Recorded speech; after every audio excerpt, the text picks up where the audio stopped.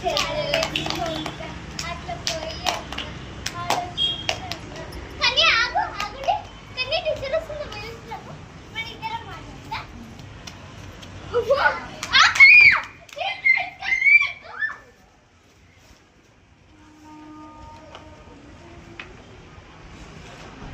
hi hi teacher good morning good morning teacher ఎవరో miss అవుతున్నారు అక్షర